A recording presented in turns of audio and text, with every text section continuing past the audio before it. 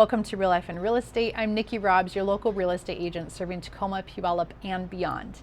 And today I'm coming to you from a different location. You may notice on the walls if you're watching on video, and that is because I have switched brokerages.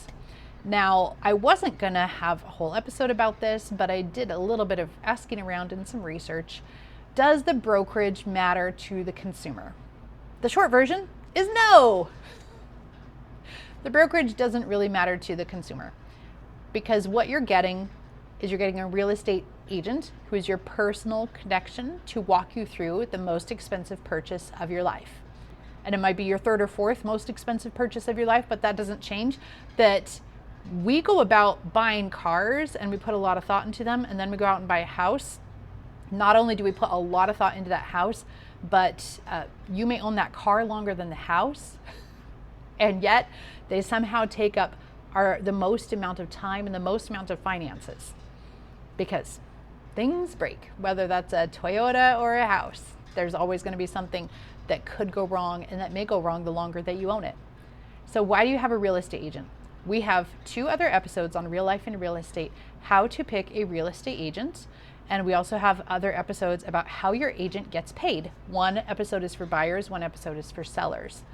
These are very important foundational things about real estate agents when you're just getting started and you've thought, how do I pick somebody?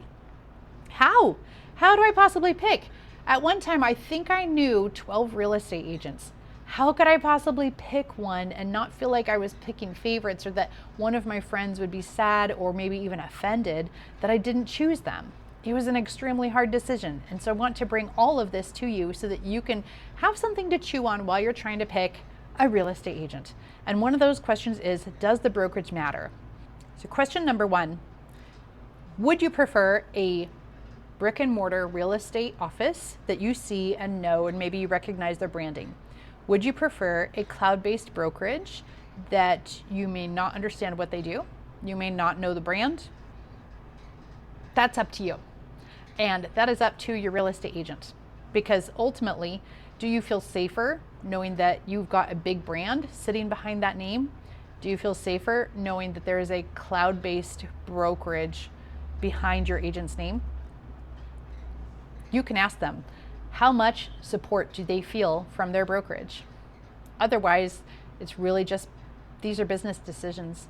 All of these things, all of these brokerages offer different things, and they can be right at one time and then not right at another time. As our career grows, we want to always be looking for the right amount of support for the next steps. And some people find the brokerage the first time or the second time, and then they stay there for 10 or 20 years. I know lots of career real estate agents that have never switched brokerages ever. And I know other real estate agents that seem to switch every 2 to 3 years. Some of that could be growing pains. Some of that could be trying new things and branching out and then discovering it didn't turn out to be the thing that they thought it was. In the end, I don't think it ultimately matters to you, because at the end of the day, I am still going to bring the same level of service and the same type of service that I was able to bring before. That's not going to change. I am still going to bring the same level of advocacy that I was bringing before, but behind the scenes, I've got a different location. It's a little bit closer to home. Does anything else really matter to you? I can offer classes that seat more people. No, I probably could have done that anyway, but this is all just back-end information. Do all brokerages, so question number 2, do all brokerages take a percentage of the agent's compensation? Yes, they do. So again, it doesn't really matter what the big brand is behind your agent's name. I honestly can't tell a difference, because no matter how the compensation is structured, the corporation is always going to get paid. Whether that's your brick and mortar, whether that's your brick and mortar local store with local brand that you know and trust, or whether that is a couple of letters after someone's name and you don't actually know what they do. They get paid, that's their business model. What they offer us on the other side is education, advocacy, accountability, and often business support. And that's really important to all of us because ultimately we are not employees of the brokerage. We are still 1099 employees. This is my small business and I have my own back end that I have to manage. I have to have a profit margin. I have to have business expenses and I have to pay taxes. I'm not an employee of any singular brand. So these are just business decisions, and these are about the growth and the support that we need to grow our businesses. Question number 3, do agents work independently or are they better off on teams? When you're interviewing an agent, you might discover that a team sounds really good to you. You might know someone who's a part of a team and they are just so excited about their team that that might be a great choice. Great, interview them and find out what makes them tick, what makes them so excited about their team that they love working together like that. I am so happy that those people have found their tribe and they've found their crew. It just isn't for me, at least not yet.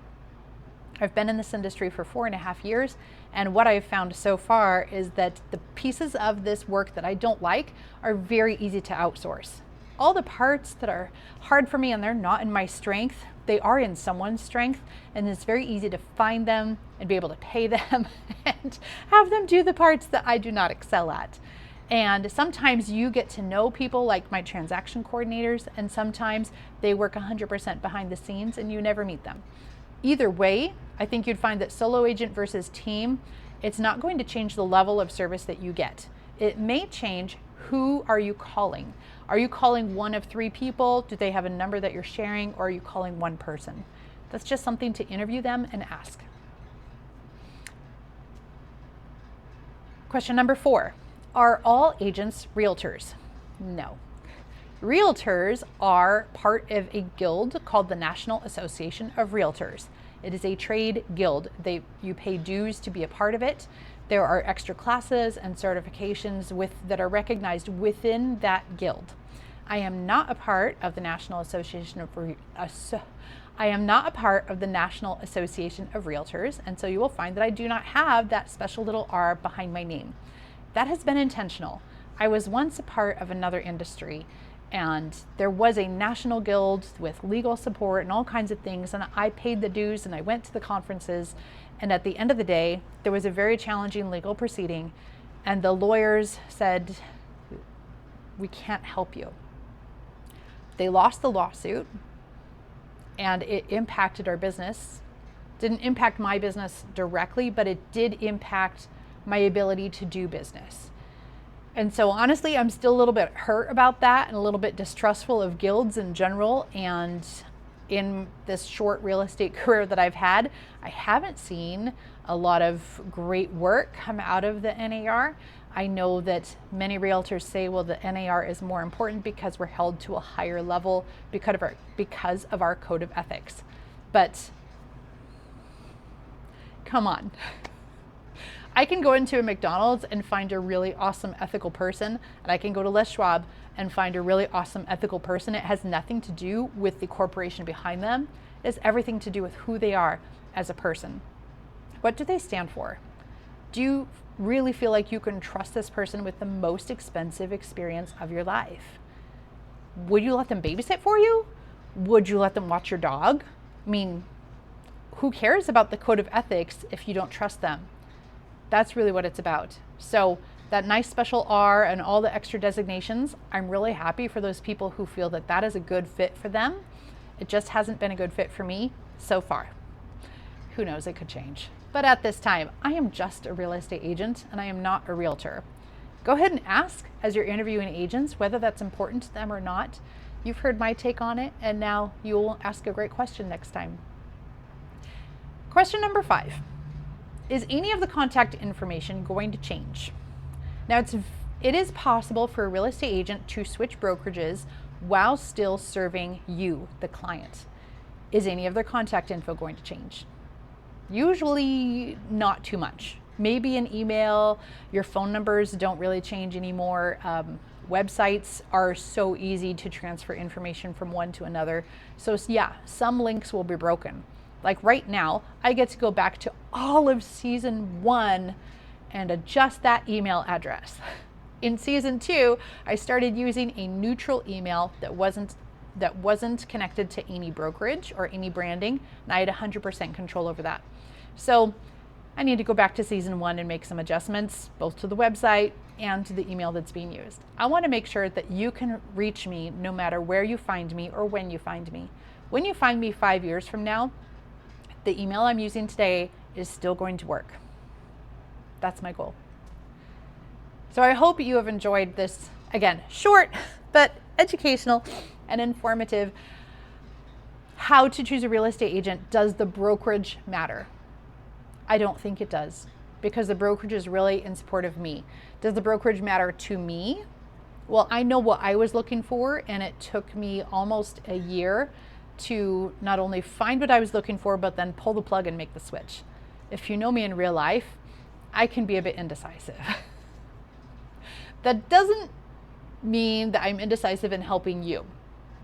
But when it comes to me, I don't like to do anything too quickly. I don't like to buy cars quickly. I don't like to choose houses quickly. I'm just not that impulsive, and I'm a little bit indecisive because I don't like making poor decisions. Don't like making wrong decisions. Even if there is no wrong decision, that's hard for me. So it took me a while. I weighed this, and I really had to go with exactly which pieces I needed, what kind of support I needed, what kind of future I'm growing, and where can I be stretched. I really felt like this was an opportunity to maybe check some bad habits that I may not know that I have because I've been doing things one way for 4 years. Well, let's get that checked and stretched and be held accountable by someone new who's going to have different habits than the ones that I have cultivated, for better or worse. Different location. I can now host larger classes. There is going to be home buyer classes and hopefully soon home seller classes in great locations here around Puyallup, and it is a closer drive to my own house. So, those are just some of the things that really appealed to me, and I hope you are hearing, oh, nothing's changing. Just the background wall. That's pretty much it.